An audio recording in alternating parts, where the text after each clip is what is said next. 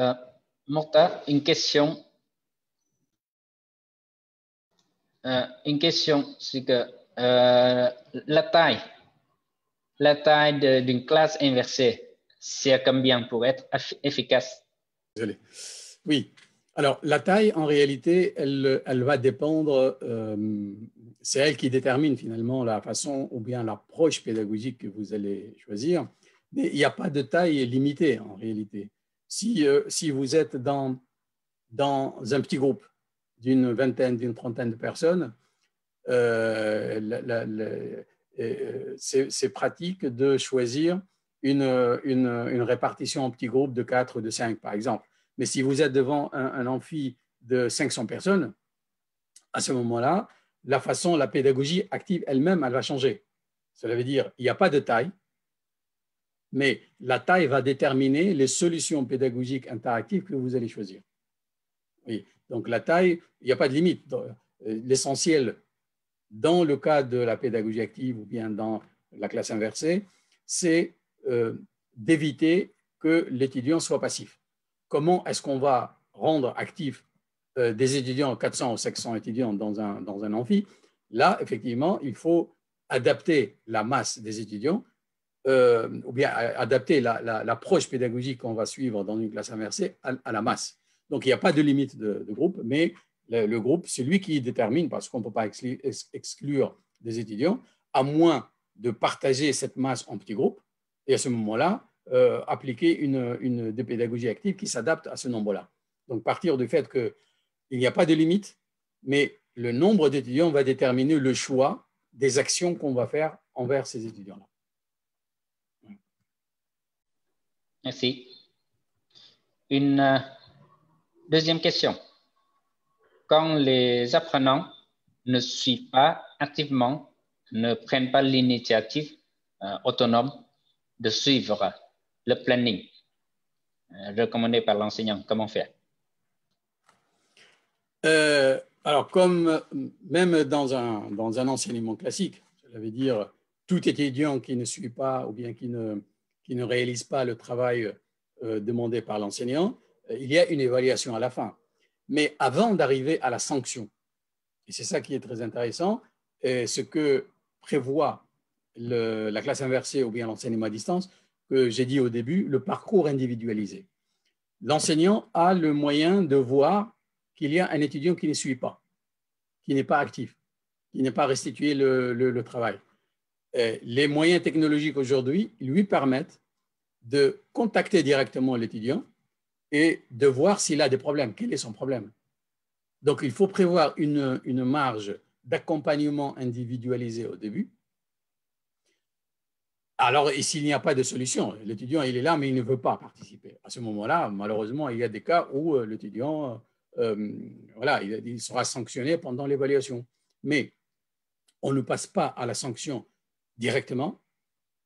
Il y a la phase de l'accompagnement individualisé. Il faut aller vers l'étudiant, lui poser des questions, dire qu'est-ce qui ne va pas, pourquoi il ne réagit pas, etc. Donc ça, c'est une façon directe.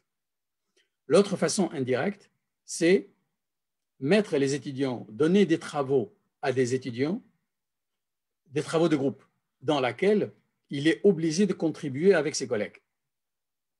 Parce que quand, par exemple, un groupe de 4, vous leur donnez un travail dans lequel il y a 4 parties. Et vous allez leur dire, chacun va s'occuper d'une partie.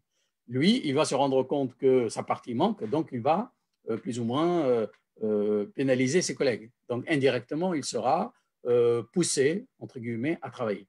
Mais comme je dis, s'il y a une défaillance, d'abord, il faut le parcours individualisé. Aller vers l'étudiant, voir quel est son problème. Il se peut que ce soit un problème technique et il n'a pas osé le dire. Il se peut que ce soit un problème psychologique. Il y a des étudiants timides. Donc, il faut aller tête à tête, essayer de le conforter pour qu'il s'engage de nouveau. Et la troisième, l'indirect, c'est lui donner un travail de groupe dans lequel il est obligé de participer. Sinon, il va pénaliser ses collègues. Donc, il y a une pression indirecte.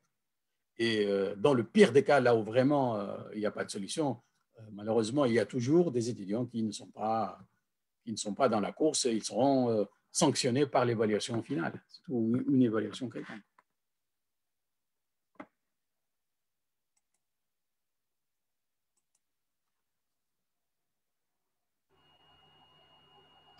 Merci.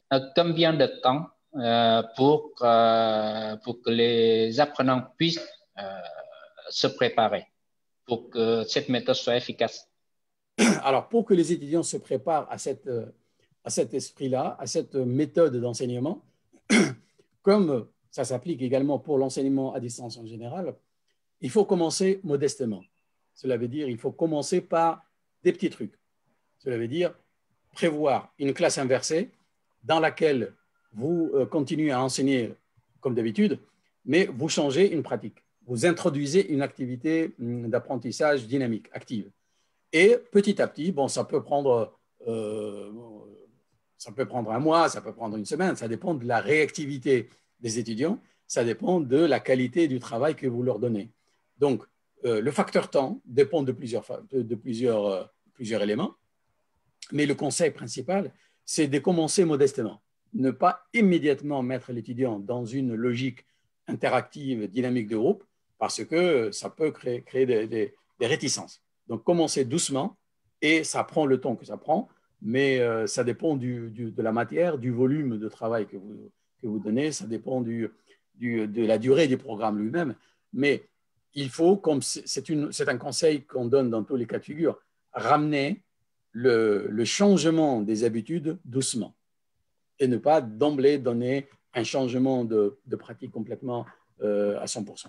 Donc là, ça prend le temps que ça prend. Hein. Je ne peux pas donner une évaluation chronologique particulière, mais vous allez estimer vous-même si les étudiants acceptent ce changement de méthode lorsque vous leur donnez une fois par une fois, la deuxième, la troisième, la quatrième fois, et à chaque fois, vous changez de modalité et vous voyez est-ce que les étudiants s'y plaisent ou non. Mais ce qui est sûr, que l'expérience a montré que si vous choisissez les bonnes pratiques d'apprentissage actif, vous allez voir qu'il y a un engagement. Parce que les jeux sérieux ont été créés pour ça. Serious Games. Les étudiants vont jouer. Et qui ne veut pas jouer? Donc, ils vont jouer, mais en même temps, il y a une transmission de connaissances. Donc, si vous choisissez la bonne démarche, ça peut se faire très vite. Et petit à petit, vous allez, selon la taxonomie de Bloom, de plus simple, de plus passif au plus actif. C'est un peu dans cet esprit-là même que la pédagogie, que la taxonomie de Bloom a été faite, pour stratifier la complexité du plus simple au plus complexe. Là, le facteur temps, c'est vous qui décidez de combien ça peut durer. Quelques questions combinées entre la fanpage, la page live stream Facebook et une question dans le salon. Sur Facebook, une question sur la mise en place de ce modèle. Exige-t-elle le soutien de l'institution de formation? En lien avec une question dans le salon sur comment aider les enseignants à surveiller la participation des enseignants dans un cours en classe inversée. On peut parler du soutien institutionnel sur les plateformes, NMS, etc. Voilà. Si j'ai bien compris les questions, parce qu'entre-temps, donc il y a deux questions. Comment est-ce que l'enseignant peut avoir l'assistance de l'établissement? D'ailleurs, est-ce que tu peux me rappeler la première question? Non. Est-ce que cette méthode nécessite un soutien de l'institution? D'accord. Commençons avec ça. Bien sûr que, comme j'ai dit, cette méthode-là s'inscrit dans une offre de formation que l'établissement doit valider plus ou moins pour aider. Mais l'enseignant peut lui-même, comme j'ai dit que cette façon de faire, elle est essentiellement pédagogique. Cela veut dire l'enseignant peut la faire même dans un cours classique, en présentiel. Il change sa façon de faire. Mais quand on passe au numérique, on a besoin de ressources, on a besoin de moyens. Et l'institution peut intervenir pour fournir les environnements numériques de travail, les plateformes, etc. Mais ça reste une question pédagogique. L'enseignant peut la faire à son niveau sans avoir l'accord de l'institution, mais il est recommandé que l'enseignant en fasse pas la demande, mais qu'il expose à son université comme étant une approche innovante qui peut produire de meilleurs résultats et de l'inscrire comme étant une orientation stratégique de l'établissement vers l'enseignement par le numérique éducatif à distance, etc. Mais en tant que classe inversée comme approche pédagogique, c'est l'enseignant qui choisit d'aller dans cette direction-là. L'institution peut ne pas être intéressée, mais ce sera idéal si elle devient une stratégie dans l'offre de formation globale de l'université. À ce moment-là, l'université, elle va mettre les moyens, mettre les plateformes, les LMS, etc., etc. Même acquérir les ressources, les vidéos, etc. Elle peut contribuer à donner le soutien logistique, mais en tant qu'approche d'enseignement, l'enseignant est le maître en la matière. C'est lui qui va décider si elle est ou non. Donc, ça, c'est la première question. La première question, c'est-à-dire, c'est une approche de l'enseignant, mais il est souhaitable que l'établissement le sache et qu'il donne l'appui logistique nécessaire. Pour la deuxième question, comment surveiller que les enseignants font cette classe inversée, tu veux dire? Dai, est-ce que tu me rappelles la deuxième question? C'est comment les enseignants surveillent la participation des apprenants. Ah oui. Alors, comment ils surveillent? Alors, s'il s'agit d'un travail à distance, cela veut dire si on utilise les environnements numériques de travail, aujourd'hui, les plateformes, les LMS comme Moodle, etc., ils ont tous les outils nécessaires ce qu'on appelle, pour contrôler ce qu'on appelle les traces. Cela veut dire, sur Moodle, pour l'enseignant, il y a des fonctions d'édition de rapports et les rapports vont contrôler tout ce que fait l'étudiant, le temps qu'il va passer sur la plateforme, quelles sont les ressources qu'il a consultées, quels sont les exercices qu'il a fait et combien de temps il a passé en lisant un document ou en regardant une vidéo. Et qu'est-ce qu'il a réalisé, qu'est-ce qu'il n'a pas réalisé. Les environnements numériques de travail aujourd'hui donnent à l'enseignant tous les mécanismes nécessaires pour contrôler l'assiduité, la productivité, la contribution de l'étudiant à toutes les activités. Donc là, ça, c'est une partie que l'étudiant ne voit pas, mais l'enseignant a les moyens d'éditer tous les rapports possibles. Et c'est ça qui lui sert de mécanisme pour observer, même en temps réel, quel est l'étudiant qui n'a pas beaucoup participé à un forum? Quel est l'étudiant qui n'a pas ouvert les supports de cours ou les vidéos, etc. Quel est l'étudiant qui n'a pas fait les quiz? Et à ce moment-là, en fonction de résultats, c'est des grilles, c'est des tableaux qui apparaissent devant lui, et il va directement à l'étudiant, il va l'interpeller pour lui poser question dans un chat, dans un forum, et essayer de l'accompagner, pour faire l'accompagnement individuel. Mais l'enseignant a tous les mécanismes aujourd'hui pour faire ce suivi-là. S'il s'agit d'un présentiel sans les numériques, il y a un travail qui est demandé aux étudiants. Quand ils reviennent en classe, on va voir qui a fait le travail, qui n'a pas fait le travail. À ce moment-là, il y a le travail individuel, mais le travail de groupe, et les deux vont permettre à l'enseignant en salle de voir qui a fait un travail, qui n'a pas fait un travail. Mais aujourd'hui, l'enseignement à distance, en utilisant les plateformes, il y a tous les outils possibles. Et en plus, il y a ce qui est interne à une plateforme. Sur Moodle, vous avez tout. Mais parfois, on demande à l'étudiant d'aller faire un exercice en dehors, sur Internet, ce qu'on appelle le web service. Il va créer une carte conceptuelle sur Internet. Dans ce cas-là, Moodle n'a pas la trace. Mais en allant sur un espace en ligne pour faire une carte conceptuelle, par exemple, pour faire un quiz, ce système-là, tous les étudiants s'abonnent avec un compte et un login. Un login et un mot de passe. L'enseignant lui-même, il peut aller sur ce service-là et voir qui ont fait le travail et qui n'ont pas fait le travail. Donc, il faut retenir une règle de base. Sur Internet, il y a toujours les traces. L'étudiant peut ne pas le savoir, mais il y a toujours une trace qui permet d'identifier la personne, ce qu'il a fait, quand il a fait, combien de temps ça a duré, etc. Donc, il y a tous les mécanismes pour ça.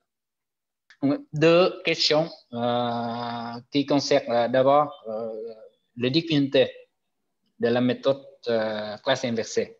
Il y a des avantages, il y a des inconvénients.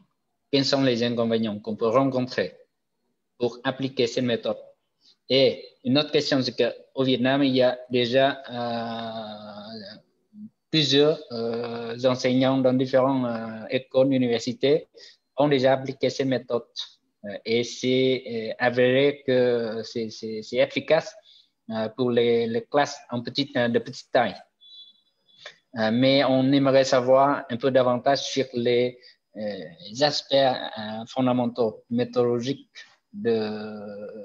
voilà, un peu de la théorie sur de cette méthode. Alors, je reviendrai pour la deuxième question pour comprendre mieux. Mais pour les inconvénients, bon, les inconvénients, j'en ai cité quelques-uns. Mais en réalité, ça se résume essentiellement autour de la réticence et des moyens. Alors, d'abord, la réticence, comme j'ai dit, la réticence d'enseignants et d'étudiants. Il y a même des enseignants qui refusent de s'inscrire, de changer leur habitude, de leur pratique. Et à ce moment-là, on ne va pas voir une appropriation massive de cette approche-là. Les étudiants aussi, comme j'ai dit, il y a une réticence parce que ça va les engager davantage. Et c'est l'un des problèmes, c'est que les étudiants ne veulent pas s'engager davantage dans un cours. Ils veulent se limiter juste à mémoriser et à faire un examen sur table pour restituer une part du cours. Donc là, la réticence est un premier facteur, un premier risque. Bon, inconvénient peut-être, jusqu'à maintenant, ce n'est pas des inconvénients, mais surtout des risques et des contraintes. La deuxième contrainte, c'est la contrainte logistique. Dans un enseignement à distance par le numérique, il se peut que la logistique ne suit pas. Dans le sens où, si on veut diffuser une vidéo, il y a certains étudiants qui n'ont pas une bonne connexion, qui n'ont pas le bon matériel pour le faire. Donc, il y a des inconvénients sur le sens que la contrainte logistique peut constituer un frein. La contrainte également, il y a une contrainte aussi qu'on peut trouver dans certaines communautés, c'est la contrainte économique. Il y a des enseignants qui disent tout ce qui est en dehors des heures de cours que je fais en classe, je ne suis pas censé assurer à distance. Donc du coup, ou bien on me paye pour ça, sinon je ne le fais pas. Et c'est là où l'institution doit intervenir pour proposer un autre modèle économique qui permet de reconnaître le travail de l'enseignant en dehors de son service administratif institutionnel. Donc, vous voyez qu'il y a un ensemble quand même d'inconvénients qui peuvent surgir lorsqu'on veut s'inscrire dans une transformation pédagogique de cette méthode-là. Cette méthode qui va engager l'enseignant avant le cours et après le cours. Est-ce qu'il est disposé à le faire ou non? Donc là, le rôle de l'administration, elle intervient à ce niveau-là.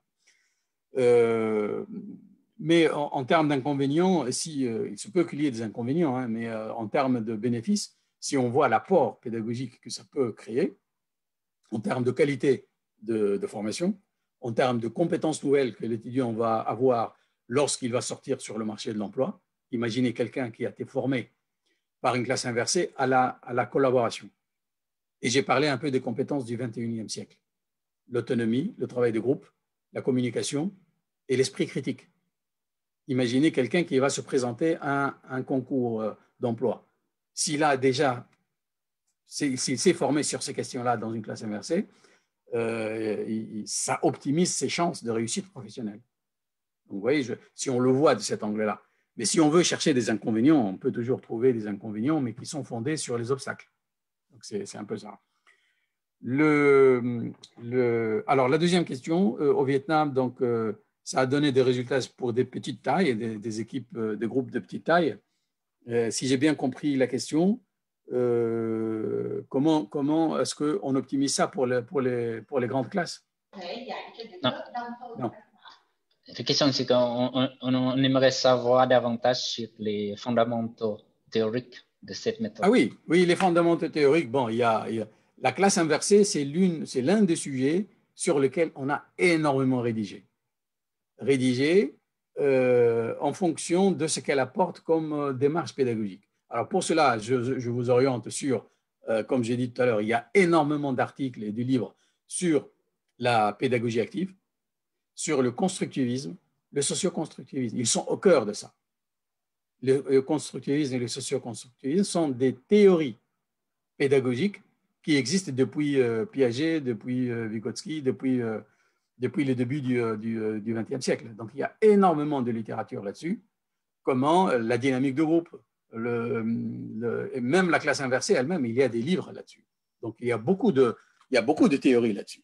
Si vous mettez sur Google la classe inversée, vous allez avoir énormément de littérature là-dessus, mais vous allez avoir beaucoup de documents techniques qui expliquent comment on fait ça.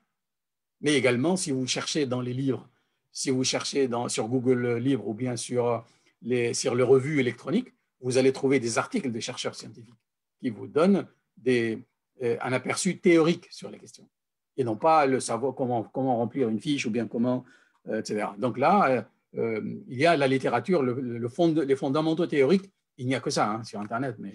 Oui, merci. Une question qui compose deux personnes, deux parties. Où on peut trouver des fiches pédagogiques modèles de classe inversée.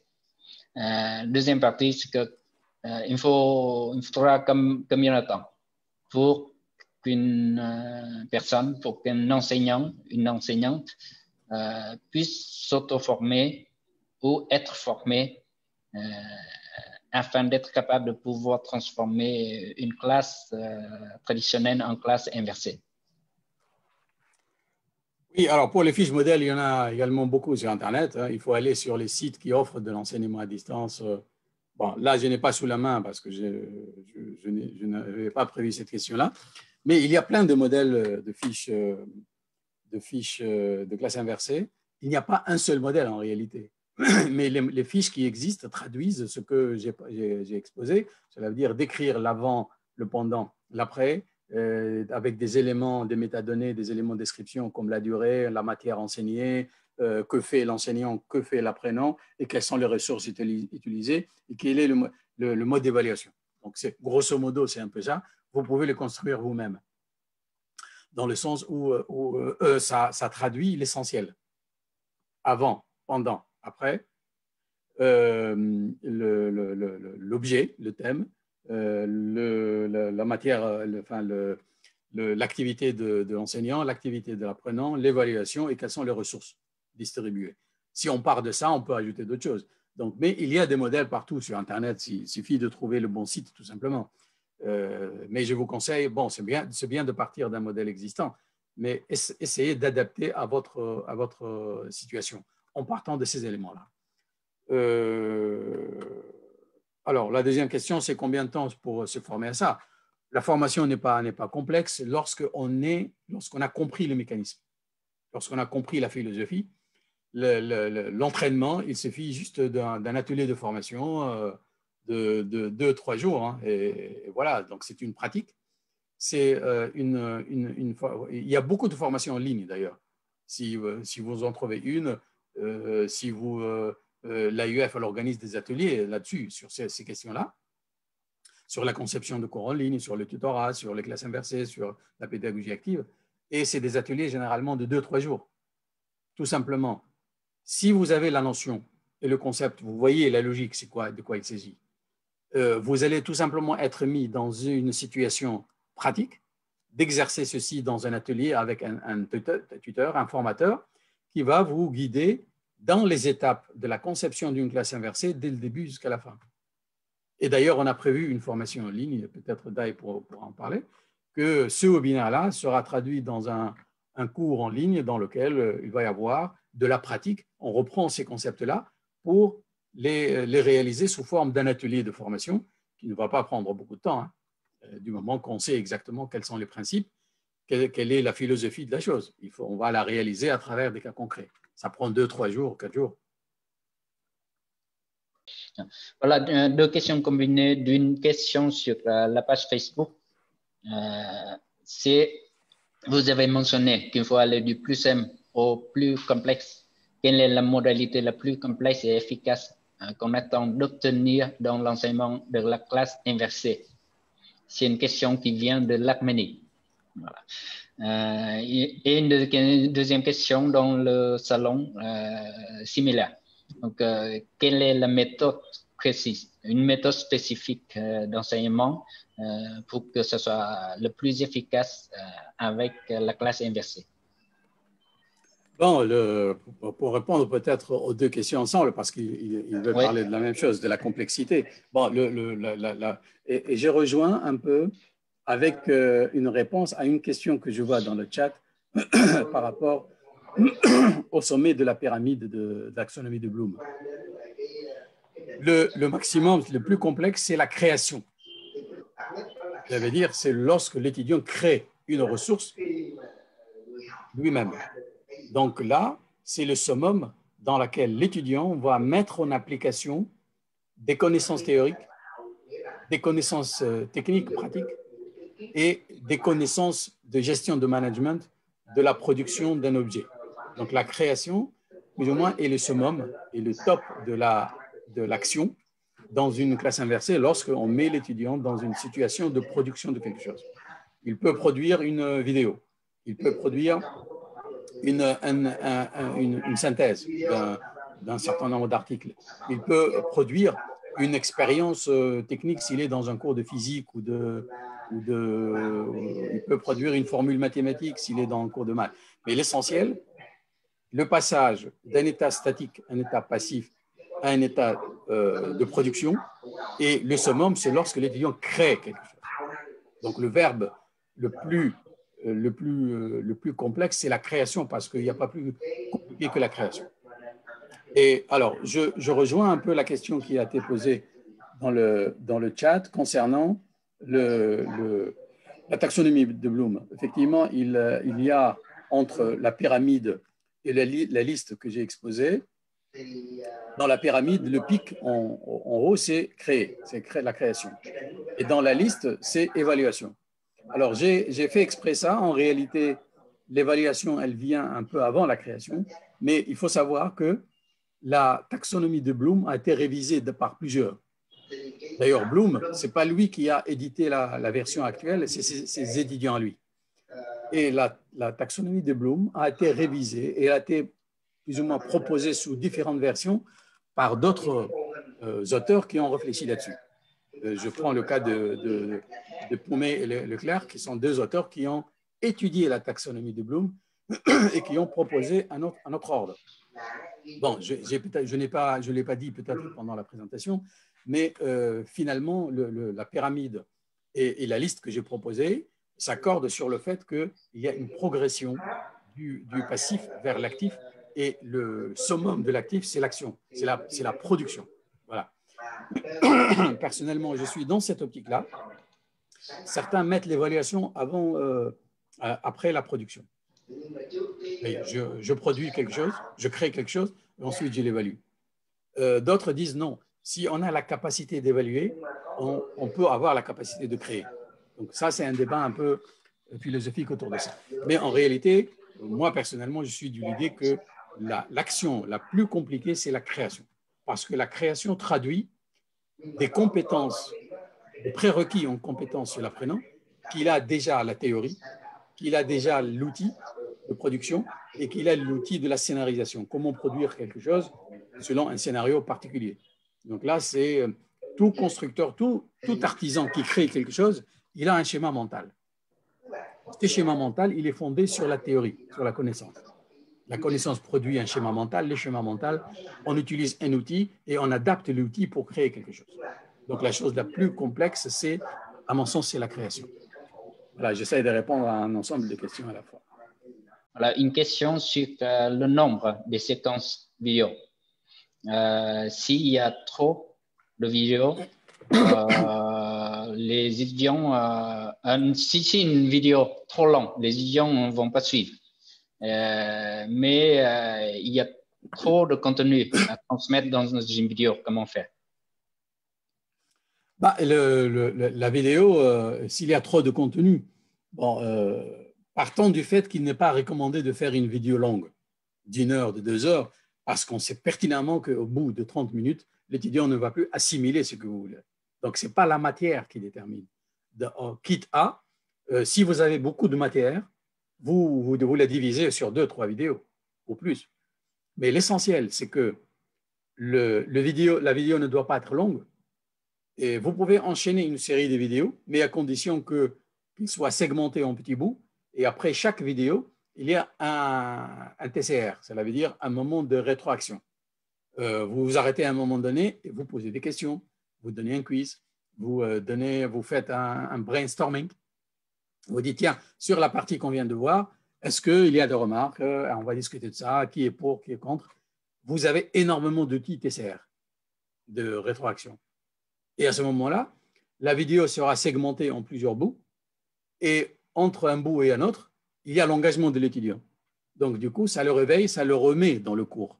Et ça vous permet, vous, de donner toute la matière si vous avez beaucoup de matière, en vidéo si vous voulez. Mais ce qui est sûr, que si vous donnez d'emblée, d'un seul coup, le tout, au bout d'une demi-heure, tout ce que vous dites après une demi-heure ne sera pas retenu. Donc, le conseil, c'est, si vous êtes obligé de donner une matière vidéo, la découper et mettre des TCR entre les bouts, varier les TCR. Si vous avez le moyen de changer la vidéo par autre chose, ce serait mieux. Donc, si dans la vidéo, vous avez une théorie quelconque, au lieu de la dire vous-même dans la vidéo, vous les orientez vers un article qui parle de ça, qu'il soit court ou bien un site web, et vous leur dites, bon, vous lisez ça, et après, le temps que vous allez réserver à la vidéo, vous le donnez aux étudiants pour lire un document, et vous revenez pour discuter de ça. Donc là, c'est un peu tout ça, c'est l'architecture de la classe inversée qui détermine comment vous allez jouer ce rôle d'ingénieur, d'architecte, pour transmettre une matière, mais avec la contribution des étudiants qui viennent de fois en fois réagir, commenter, donner leur feedback, etc. Donc, c'est une question de montage. Voilà. Mais le principe de base, éviter les vidéos qui coulent sur 1 heure, 2 heures de suite. Alors, je ne sais pas si j'ai répondu à la question.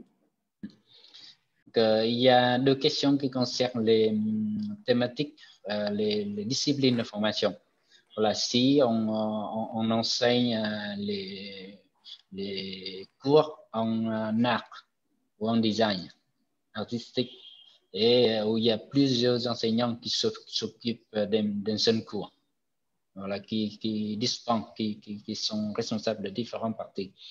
Comment partager les rôles, les tâches, les responsabilités afin de se coordonner pendant la mise en place de cette méthode. Deuxième question sur le domaine d'enseignement des langues, français et langue étrangère, ou des langues étrangères en général. Pour un cours qui est donné par plusieurs enseignants à la fois, donc il y a un travail en amont qui doit se faire au niveau de l'offre de formation elle-même. Je veux dire, ça, on l'a vu dans pas mal d'universités, d'ailleurs, c'est une recommandation dans les universités de donner une matière à plusieurs enseignants à la fois. Tout simplement pour garantir à ce qu'il n'y a pas un monopole sur une matière, et à ce moment-là, on perd le contrôle sur la façon comment l'enseignement se fera. Donc, les enseignants eux-mêmes vont s'auto-réguler. Je ne dirais pas s'auto-contrôler, mais s'auto-réguler.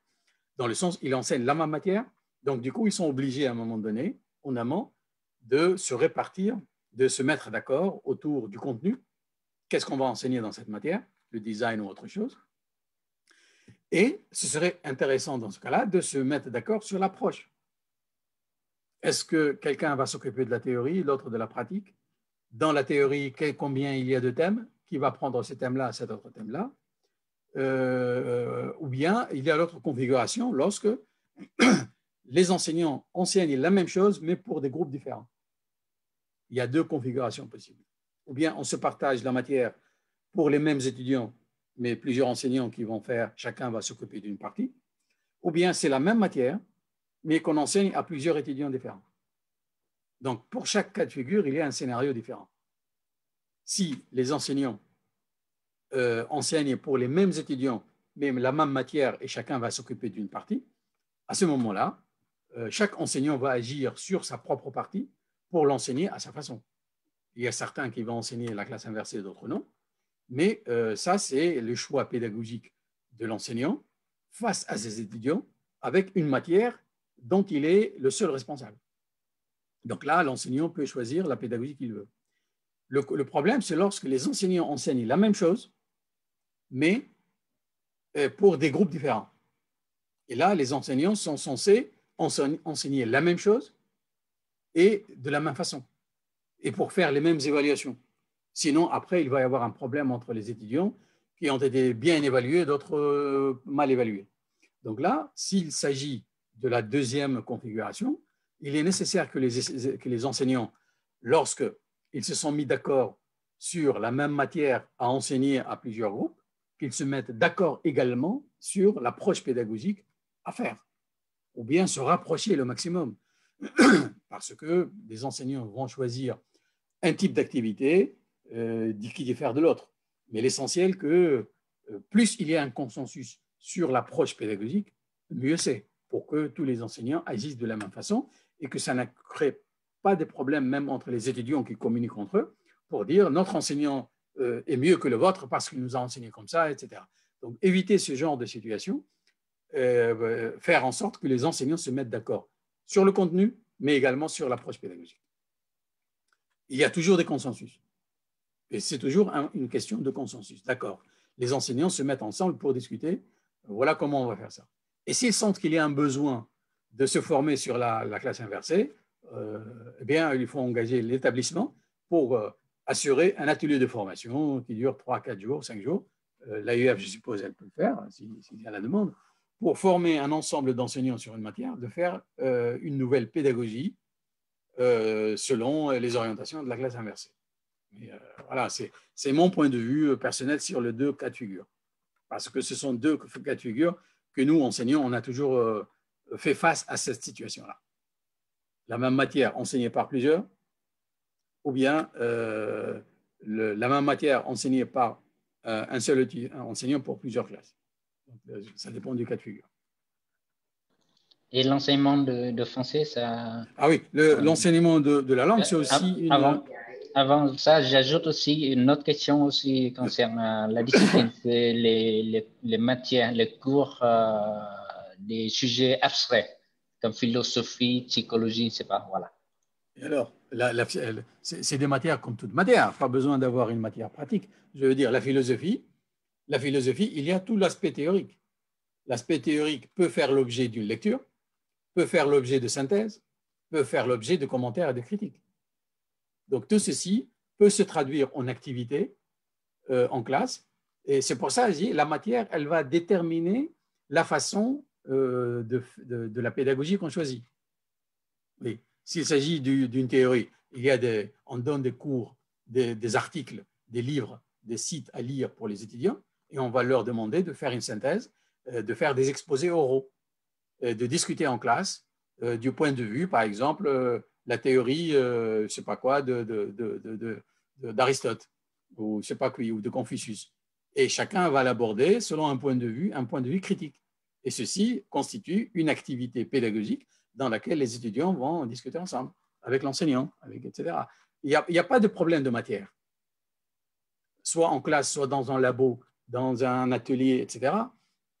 On focalise sur les pratiques pédagogiques intellectuelles, sur la réflexion, le critique, etc. Donc, vous avez la taxonomie de Bloom, située à quel niveau il y a une action particulière qui va avec la matière et l'engager dans une activité de groupe ou individuelle. Mais la matière n'a jamais été une contrainte. La langue aussi, donc pour la langue dans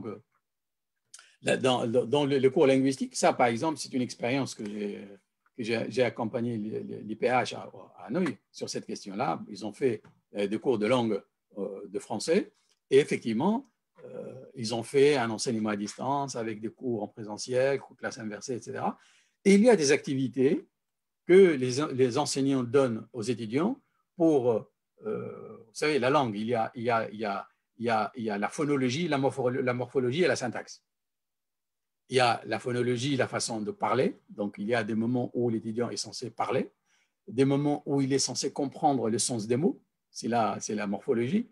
Et il y a la syntaxe. Ça veut dire, lorsqu'on rédige une phrase ou on traduit un texte, est-ce qu'on le fait correctement ou non? Donc là, il y a des moments où, par exemple, je ramène des étudiants sur la création d'un wiki. Un wiki sur Moodle, je leur dis, vous allez travailler ensemble pour, par exemple, résumer ce texte en français. Si c'est la langue française, je fais un exercice de compréhension. Je leur dis, voilà un texte en français. Vous allez discuter ensemble par le chat en français et le chat, il garde le trace. Donc, je vais voir qui discute, qui ne discute pas. Et l'essentiel, à la fin, vous allez me faire une synthèse de ce que, en français, de ce que ce texte-là, l'auteur de ce texte veut dire. Donc là, c'est un texte de compréhension de la langue française. J'improvise maintenant un cas de figure, mais il y a beaucoup d'autres cas de figure pour effectivement faire une classe inversée sur la prononciation. Voilà, je donne un paragraphe et je dis aux étudiants, vous allez étudier ce texte-là et vous allez le lire en classe, en groupe, dans lequel j'ai choisi des mots compliqués, avec d'orthographe compliquée, pour voir s'ils prononcent bien ou non. Donc, vous voyez, j'imagine des cas de figure où je ramène les étudiants dans une dynamique de groupe, etc. Donc, comme j'ai dit, la matière n'a jamais été un problème, raison pour laquelle la pédagogie active et les TCR sont quasiment innombrables. Il y a une cinquantaine, même plus. Et vous imaginez, parfois, il y a des enseignants qui sont innovateurs. Ils inventent des méthodes. Et à ce moment-là, en fonction de la matière, savoir comment engager les étudiants autour d'une action et les rendre actifs. C'est ça l'objectif. Et toute matière, elle est sujet à discussion, sujet à critique, sujet à innovation, sujet à synthèse. Et vous voyez, je suis en train de dire des verbes de Bloom, synthétiser, évaluer, critiquer, tout ça, on peut le dégager dans la taxonomie de Bloom sur une matière quelconque, n'importe. Il y a plusieurs questions qui concernent la charge du travail des étudiants. Voilà, combien de matières chaque semestre que les étudiants doivent suivre les apprentissages par cette méthode. Voilà. Un semestre, il y a plusieurs cours. Est-ce que tous les cours, on passe avec cette méthode ou seulement quelques cours? Est-ce que ça va créer une surcharge pour les étudiants? Quelle est la charge qu'on donne aux étudiants dans un cours avec cette méthode pour que ça soit suffisant, efficace, mais pas trop? Ensuite, comment assurer l'évaluation des résultats des acquis des apprenants, pour savoir s'ils puissent déjà comprendre les notions théoriques, comment évaluer les résultats des apprenants tout au long de la progression des activités d'apprentissage. Et est-ce qu'il y a des impacts psychologiques sur la mentalité des étudiants avec cette méthode ou pas? Et quand les étudiants qui ont de différents niveaux dans une même classe, voilà, comment gérer avec cette méthode? Oui, je veux dire, il y a une série de questions. Il y a même d'autres questions dans le chat, mais on va essayer de résumer. Alors, pour le dosage, comme je l'ai dit à un moment donné, est-ce qu'on convertit toutes les matières et du coup, ça crée une surcharge pour l'étudiant? Ce n'est pas, bien sûr, ce n'est pas conseillé parce que tout dépend de la prédisponibilité des étudiants. Raison pour laquelle, au début, j'ai dit qu'il faut commencer très modestement. Et l'enseignant, dans son rôle d'accompagnateur, il doit avoir ce recul pour savoir si l'approche, elle donne des résultats ou non. Raison pour laquelle il faut progresser lentement. Il est recommandé toujours de commencer modestement dans un cours classique. On va introduire la classe inversée. Cela veut dire qu'on va engager les étudiants modestement, en pensant effectivement, parce que ça peut être une question clé, de savoir que si on demande trop aux étudiants, finalement, ils seront trop chargés, ils ne vont pas tout faire et on perd en qualité. Parce que dans ce cas-là, les étudiants seront obligés de bâcler, ce qui n'est pas recommandé. Raison pour laquelle, vraiment, il faut progresser de façon sûre. Donner une première activité et revoir, voir le résultat. Et il y a autre chose, ne pas négliger le fait de demander l'avis aux étudiants. Parce que les étudiants, parfois, ils disent « Monsieur, désolé, mais nous avons beaucoup de travail à faire. » Ça, personnellement, je reçois tout le temps quand je demande des activités à mes étudiants. « Monsieur, nous avons beaucoup de travail à faire entre-temps. » Bon, je sais que toutes les matières sont importantes. Il n'y a pas de raison de négliger une matière ou une autre. Raison pour laquelle, à un moment donné, si les enseignants sont conscients de cette charge-là, ce serait idéal, je veux dire, ce serait merveilleux si il y a une concertation au niveau des départements. pour estimer la charge de travail des étudiants. Ça, c'est le rôle du département de l'administration. Mais le conseil pratique serait de demander aux enseignants de commencer petit à petit et de demander toujours en retour de la part des étudiants pour savoir si ce qu'on leur demande dépasse leur capacité ou non.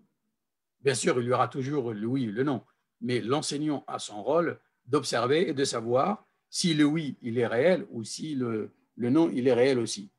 Parce que, en termes de pourcentage, il y a certains qui tout le temps disent non, ça ne m'intéresse pas. Donc, c'est commencer modestement dans une matière et augmenter en fonction de la réaction des étudiants, s'ils s'inscrivent dans cela ou non. Mais si vous voyez que ça les charge trop, réduisez et gardez un peu une dose, une dimension acceptable. C'est c'est votre rôle d'accompagnateur. Ça fait partie du rôle de l'enseignant. Maintenant, au lieu d'être juste, il transmet la connaissance, vous êtes également le gérant de la classe dans tous ses aspects, aussi bien scientifiques que psychologiques, qu'en termes de relationnel et humain. C'est très important ceci. Donc, ça fait partie de la conversion du rôle de l'enseignant.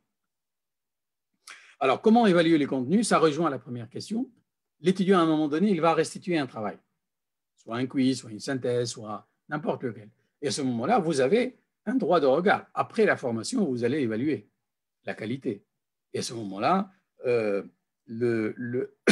la qualité du travail rendu de l'étudiant pendant ces moments d'interactivité et le résultat qu'il va soumettre en tant qu'individu au travail de groupe va vous donner une idée sur la qualité du travail réalisé. Parce que la qualité du travail réalisé détermine si le cours s'est bien déroulé, si le transfert des connaissances est bien déroulé.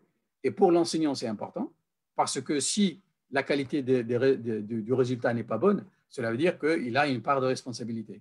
Il faut qu'il revoie la façon comment il transmet la connaissance à travers la classe inversée. Donc, vous voyez, vraiment, ça entre dans le rôle d'accompagnateur de l'enseignant qui observe les choses. Ce n'est pas uniquement un transmetteur de savoir, mais également il gère la classe, il l'observe en fonction des TCR. Les TCR, c'est fait pour ça, les rétroactions. Je fais un quiz, je fais un QCM, un quiz, je fais un brainstorming, je fais une simulation, j'observe, etc. Si je vois qu'il y a des notions qui échappent, qu'ils n'ont pas bien compris, je dois remédier. Et je dois changer mon approche. Et la qualité des enseignements, je l'estime en fonction du retour des étudiants, la qualité des restitutions qu'ils ont fait. Ça, j'en profite pour répondre à une question dans le chat. C'est Dong Nguyen qui a posé la question. Comment peut-on évaluer l'efficacité de cette approche par rapport à la méthode classique? Bon, nous, par exemple, à Bordeaux-Montaigne, on évalue en fonction du résultat réalisé. Dans une classe classique, l'étudiant prend des notes. Il va utiliser ça pour répondre à une question examen sur table. Dans la classe inversée, la pédagogie active, on leur demande d'être actifs, de produire, de créer des choses. Et la qualité, on va l'évaluer en fonction de ces travaux-là que les étudiants font. Il y a des produits d'étudiants, parfois qui sont publiés comme travaux dans le site de l'université, parce qu'ils sont d'une bonne qualité. Il y a des produits qui sont repris par des entreprises, parce que les étudiants se sont engagés pour produire quelque chose de quasi professionnel. Il y a des choses, des articles scientifiques, théoriques qui sont publiés, les enseignants, les étudiants publient avec leurs enseignants. Donc, vous voyez que le travail obtenu par une pédagogie active, par un étudiant qui s'est mis dans l'action sur la base de la théorie, de la démarche, il a produit quelque chose de qualité qui a une valeur professionnelle, quasi professionnelle. Quelque chose qui est publié sur le site de l'université, quelque chose qui est pris comme modèle par les entreprises, parce qu'on travaille beaucoup avec les entreprises. Tout ça, c'est le produit de classe, de cours. Et ce n'est pas, c'est le produit d'un projet, d'un exposé, d'un dossier. On donne beaucoup de dossiers aux étudiants à travailler chez eux et venir faire l'exposé en classe. Du coup, le travail, il est intéressant et on juge que c'est nécessaire et on le publie ou bien on le met dans une base de données de l'université. Les masters, par exemple, les travaux de master ou les dossiers des étudiants, on a une base de données qui permet à des étudiants ultérieurement de revenir vers ces travaux-là pour s'en inspirer. Ça devient elle-même une ressource. Donc, quand je vois le pourcentage de documents qui sont retenus comme produits de qualité, qui sont déposés dans la base de données commune ou bien reprises par des privés qui viennent enseigner avec nous comme étant des documents de qualité, c'est un critère de qualité qu'on ne peut pas obtenir lorsqu'on est dans une classe classique où l'enseignant dicte, où l'enseignant fait son exposé et l'étudiant prend note. L'étudiant ne produit rien à ce moment-là, à part le devoir qu'il va faire sur l'examen sur table. Donc, vous voyez, c'est un élément qui entre en compte dans la qualité de cette nouvelle approche. Alors, l'impact psychologique, bien sûr, si vous chargez l'étudiant, il va y avoir un impact psychologique. À un moment donné, j'ai dit, et je rejoins les deux remarques, commencez doucement pour ne pas trop charger l'étudiant. Mais même en commençant doucement, vous observez, s'il y a des étudiants qui ne sont plus productifs, qui ne participent pas à un chat, qui ne sont pas actifs, cela veut dire qu'il y a un problème. Il y a un problème qui peut être psychologique, mais qui peut être aussi technique. Donc là, le parcours individualisé, vous allez vers l'étudiant et vous essayez de le mettre en confiance pour discuter avec lui. Et les expériences ont montré qu'il y a plusieurs cas où l'étudiant a un problème. Il y a un problème d'assimilation, un problème de suivi ou bien un problème personnel. Donc, à ce moment-là, l'enseignant intervient pour essayer de trouver une solution pour résoudre ce problème-là afin d'éviter à ce que l'étudiant décroche. Donc là, l'impact psychologique, certainement, il y en a des cas. Hein, et c'est pour ça, encore une fois, ça entre dans votre rôle d'accompagnateur pour observer le déroulement du cours sur le plan scientifique, sur le plan technique, sur le plan psychologique, sur le plan humain et social. Donc là, c'est certain qu'il y aura des impacts psychologiques qu'il faut observer. La question des niveaux, effectivement, dans une classe, on peut avoir plusieurs niveaux. Et c'est là également le rôle de l'enseignant. Lorsque vous répartissez les petits groupes à travailler sur un sujet particulier, essayez de faire un mélange. Vous comme enseignant, vous avez les traces sur Moodle, par exemple, sur la plateforme, pour savoir, on a toujours, même en classe classique, on sait quel est l'étudiant le plus intelligent, le plus dynamique, le plus actif, et quel est celui qui vient traîner juste en touriste. Donc là, c'est très intéressant en termes d'accompagnement. Vous créez des groupes dans lesquels il y a un mélange pour que celui qui est avancé entraîne l'autre avec lui. Si vous mettez ceux qui ont un bas niveau ensemble et ceux qui ont un super niveau ensemble, vous créez deux vitesses. L'objectif, c'est d'atteindre des objectifs prédéfinis. Vous mélangez tous les niveaux pour que celui qui est avancé entraîne l'autre. Et ainsi, vous faites un travail d'assainissement en mélangeant les différents niveaux ensemble. Parce que dans une interaction, dans une logique collaborative dynamique, il va y avoir un échange et c'est lui qui est d'un niveau inférieur, il va apprendre de l'autre. Vous me dites que l'autre, il sera plus ou moins pénalisé. Non, au contraire, ça va le motiver davantage en se voyant qu'il a plus de connaissances, qu'il maîtrise le groupe et qu'il est en train de leur donner des choses. Et l'autre, qui a un niveau moindre, il va apprendre des choses nouvelles et ça l'intéresse. Donc là, le conseil, c'est mélanger tous. Surtout ne pas faire la ségrégation. Voilà. Merci. D'autres questions sur le taux d'application de cette méthode dans les universités ou les écoles d'enfance et qu'est-ce qui fait la différence entre une classe inversée et l'enseignement à distance en général ou blended learning, l'enseignement hybride? Voilà. Pour la première question en termes de statistiques, bon, on n'a pas de statistiques en France, à vrai dire. Mais bon, le concept, comme je l'ai dit, c'est 2012, c'est récent quasiment. Mais bon, il n'y a pas un chiffre exact, mais on sait pertinemment que c'est un concept qui est couramment pratiqué parce qu'on le voit à travers les publications. On est enseignant-chercheur. Beaucoup d'enseignants publient aujourd'hui dans la littérature scientifique leur expérience en termes d'enseignement. Le sujet, il est très courant entre les enseignants. Cela veut dire qu'il traduit une appropriation du concept dans les universités françaises sans qu'il y ait un chiffre exact. Ce taux-là, il a augmenté en 2020 pendant la Covid parce que tout le monde était obligé de passer sur les plateformes d'enseignement à distance. Du coup, il y a toutes les solutions et les variantes possibles. J'étais personnellement très sollicité dans l'université pour les collègues qui n'ont pas la pratique de l'enseignement à distance, mais ils sont obligés d'utiliser Moodle, d'utiliser les plateformes. Donc, il y a eu des sessions de formation, etc., parce qu'on est obligé pour la continuité pédagogique. Et l'enjeu aujourd'hui, ça devient de continuer à utiliser ces techniques-là. C'est que certain que le pourcentage il va augmenter considérablement, étant donné qu'on a beaucoup de gens qui découvrent pour la première fois ces modalités et qui les trouvent intéressantes. Bon, certainement, il y a certains qui vont refuser, qui vont revenir à leur amphithéâtre et à leur cours magistral, etc. Mais il y a une bonne partie d'enseignants qui ont découvert ça pendant la Covid et qui vont continuer à le faire. Donc ça, c'est certain, je n'ai pas de chiffres statistiques particuliers.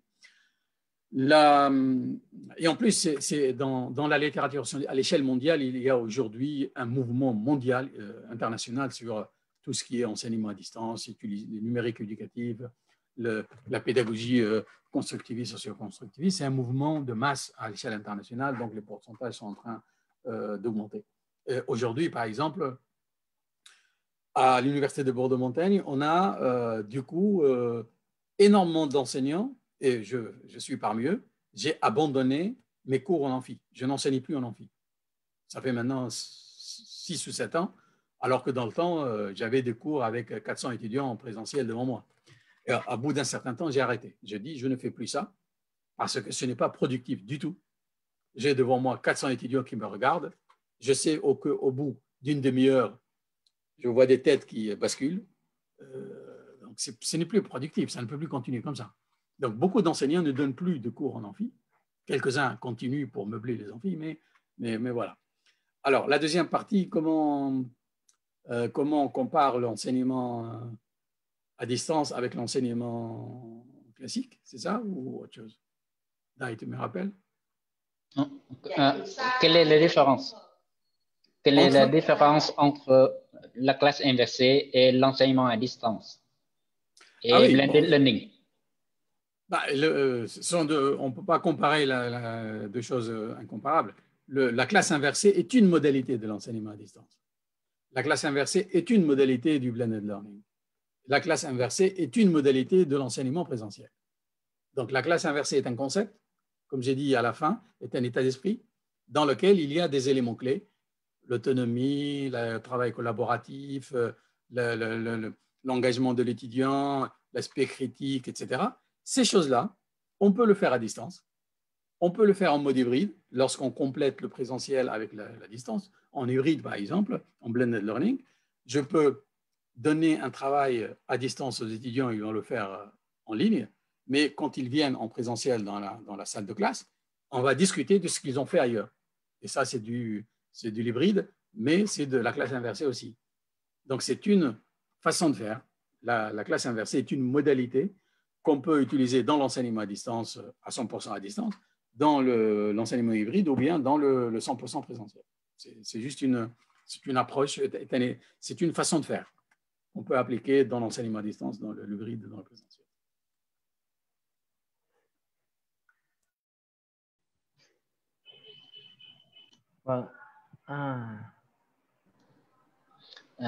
Bonjour à tout le monde. Ouais.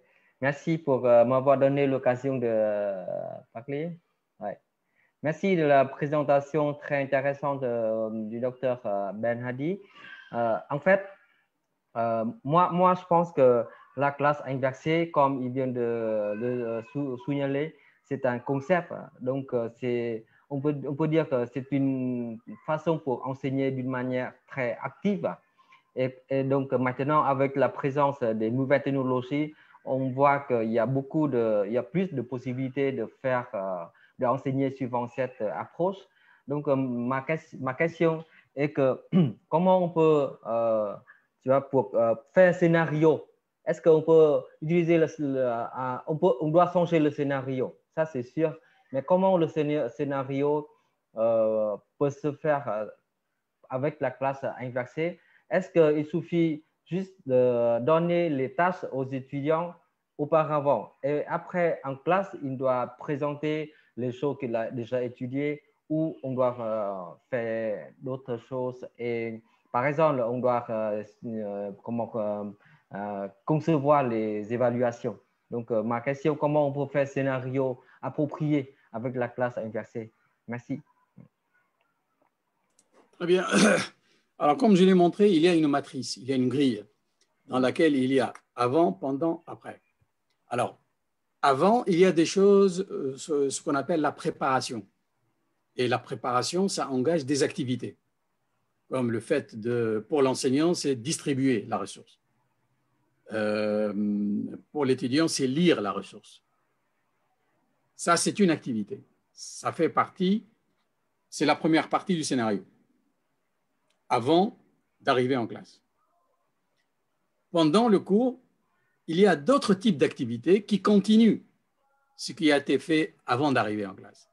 L'enseignant, dans ses activités, lorsqu'on décrit le scénario, avant la classe, l'enseignant distribue, par exemple. Ou bien il crée la ressource et la distribue. En classe, l'enseignant fait autre chose. On va décrire dans le scénario, pendant la présence des étudiants, c'est-à-dire lorsqu'ils sont ensemble, que fait l'enseignant? Il a déjà fait quelque chose avant, il a distribué. En classe, par exemple, il va, dans le scénario peut dire, il va par exemple présenter les objectifs du cours. Il va avoir 5 minutes pour exposer la théorie ou bien le contenu des ressources qu'il a distribuées. Donc, on n'est plus dans l'action qui a été déjà faite avant. En présentiel, en présence des étudiants, il va faire d'autres choses. On décrit ces choses-là. Par exemple, ouvrir la classe, commencer par faire un quiz de compréhension, engager une discussion de 10 minutes pour voir si les étudiants ont compris ce qu'il a distribué. Donc, on liste l'ensemble des activités que l'enseignant est censé faire pendant la séance. Là, puisque c'est lui qui définit ça, il va définir qu'est-ce qu'il doit faire. Juste à côté, il va définir qu'est-ce que les étudiants vont faire. Avant d'arriver, les étudiants vont lire les ressources. Les étudiants vont répondre à des quiz. Les étudiants vont faire une synthèse. Mais tout ce que l'étudiant doit faire, il est décrit sous forme d'activité dans une colonne à part. Lorsqu'ils viennent en classe, les étudiants également vont faire quelque chose. Ce n'est pas parce qu'ils ont répondu au quiz ou parce qu'ils ont lu la vidéo, le document, et ça s'arrête là. Non. En classe, ils vont, par exemple, on a dit l'enseignant, il va expliquer le cours, il va plus ou moins faire un quiz de compréhension à ce moment-là. Il va commenter le résultat du quiz que les étudiants ont fait avant d'arriver, etc. C'est une liste que vous définissez, ce que vous allez faire lorsque vous allez avoir les étudiants en face de vous. Les étudiants eux-mêmes, qu'est-ce qu'ils sont censés faire? Ils sont faire des exposés de 5 minutes chacun, le travail qu'il a fait. Il va, par exemple, travailler en groupe avec 2 ou 3 étudiants sur quelque chose de particulier. Il va répondre au quiz d'évaluation que l'enseignant a donné en début de séance, etc. Donc là, vous identifiez l'ensemble d'activités nouvelles que l'étudiant va faire lorsqu'il est avec l'enseignant. Donc, vous voyez, il y a une différence en termes d'action avant, pendant, après. Après, on va dire, l'enseignant va dire, quand je termine mon cours, voilà ce que je vais faire. Je vais revenir sur la plateforme, étudier le statistique, combien de personnes étaient là, combien de personnes ont fait le travail, quel type de fichiers ont été donnés, quelle est la longueur de vidéo qui a été plus ou moins déposée, etc. Il décrit ce qu'il doit faire. Entre autres, corriger ce qui ne va pas, identifier les points de faiblesse, identifier les points forts, etc. Un travail après. Et l'étudiant aussi, s'il prévoit des actions pour les étudiants. Il dit, les étudiants sont censés, après avoir fait la classe inversée, qu'ils lisent, par exemple, cet article en complément, des suggestions, et qu'il leur demande d'échanger entre eux pour identifier qu'est-ce qui a été fort, qu'est-ce qui a été faible dans la classe inversée. Donc, l'ensemble des activités qui viennent après. Donc, finalement, c'est un ensemble d'activités que l'un et l'autre vont faire avant d'arriver en classe, lorsqu'ils sont en classe et après qu'ils soient en classe. Donc là, c'est dans une matrice, j'ai présenté le modèle dans lequel il y a tous ces éléments-là. Et ça constitue le scénario de la classe inversée. Donc dans lequel l'essentiel, c'est que à chaque moment, il y a des activités différentes qui s'enchaînent avec celles qui sont avant. Ça veut dire si l'enseignant a donné un quiz pour savoir le niveau général des étudiants avant d'arriver en classe, lorsqu'il est en classe, il va commenter le résultat de ces quiz-là. Donc, il va dire commenter le résultat. S'il a donné, par exemple, je ne sais pas moi, un article et il veut savoir si les étudiants ont bien compris, avant d'arriver, il mentionne comme activité distribution de l'article de tel auteur. En classe, il dit activité brainstorming sur l'article. Et à ce moment-là, pendant 10-15 minutes, il y a les TCR que j'ai mentionnés. Pendant 10 minutes, allez, bon, vous avez lu l'article, qui peut me faire un résumé? Qu'est-ce que vous avez compris? Donc ça, c'est une activité en présentiel, une activité différente. Il y a d'autres activités. Il faut meubler les 2 heures ou bien l'1 heure de travail. Qu'est-ce qu'il faut faire? Chose après chose, et chaque chose, combien de temps elle prend. Donc là, vous avez une idée sur les activités, leur durée et la nature, les ressources qui viennent avec. Si vous distribuez un article, il faut, dans une colonne, dire voilà les articles, la matière pédagogique utilisée. L'article, la vidéo, les quiz, etc. Donc, vous voyez, le scénario, c'est une matrice dans laquelle il y a 3 niveaux, avant, pendant, après. Et pour chaque niveau, il y a des éléments. Il y a le thème, il y a la durée, il y a l'action que fait l'enseignant et l'action que fait l'étudiant.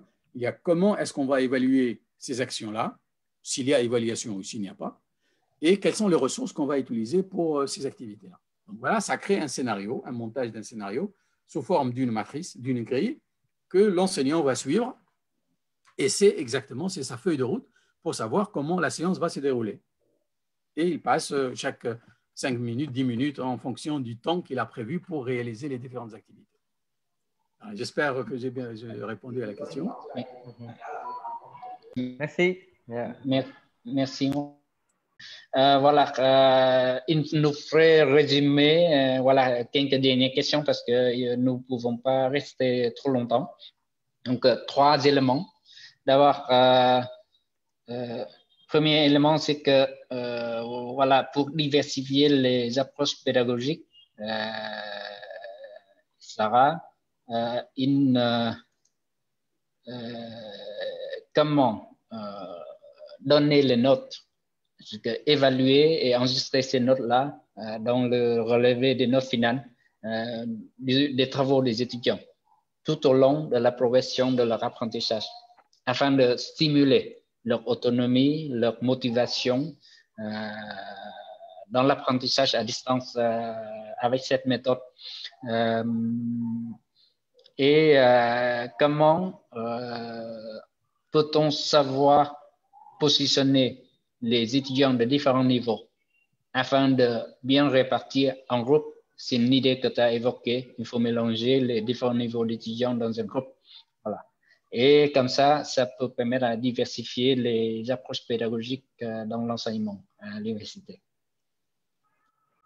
Oui. Bon, l'évaluation, si on s'inscrit dans le numérique éducatif, vous savez que l'évaluation, déjà, il y a 3 méthodes essentielles d'évaluation. La première, c'est l'auto-évaluation par les apprenants eux-mêmes pour savoir la progression de leur apprentissage. Donc, les quiz qui leur permettent les quiz avec les rétroactions. C'est très, très, très important. Quand vous prévoyez un quiz, vous donnez les réponses exactes parce que les quiz, c'est un moment d'apprentissage très, très, très fort. Donc, l'auto-évaluation, pour que l'étudiant sache à tout moment la progression de sa maîtrise de la matière enseignée. L'évaluation individuelle, donc chaque étudiant il est évalué en fonction de son travail. Il y a également l'évaluation par les pairs. C'est une activité également très recommandée pour permettre aux étudiants de s'évaluer eux-mêmes. Mais l'évaluation, il faut qu'elle soit critériée. Cela veut dire l'enseignant, il va définir un certain nombre de critères sur lesquels l'étudiant va se baser pour évaluer son collègue, pour que ce soit objectif. Donc, il y a ces 3 méthodes-là d'évaluation qui vont entrer en compte dans l'évaluation générale de l'étudiant. Et à la fin, les systèmes ont la possibilité de faire les 2 types d'évaluation, qualitative et quantitative. Quantitative, lorsque un quiz est une évaluation quantitative. Ça veut dire en fonction du nombre de réponses exactes, le système va donner une note. Mais l'évaluation qualitative, c'est lorsque l'enseignant lui-même va intervenir pour lire les travaux restitués par les étudiants et en fonction des consignes de qualité qu'il a déjà identifiées, il va donner une note de qualité.